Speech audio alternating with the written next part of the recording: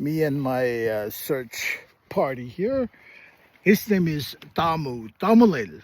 So we're we've walked maybe 2 to 3 miles already.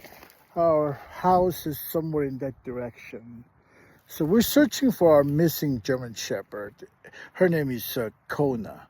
So we're out here looking in this vast desert area.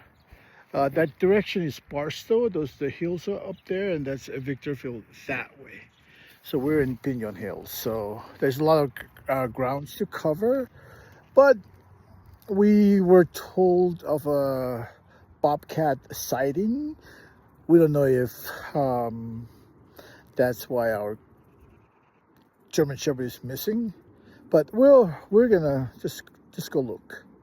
All right, stay tuned, and we'll keep you posted.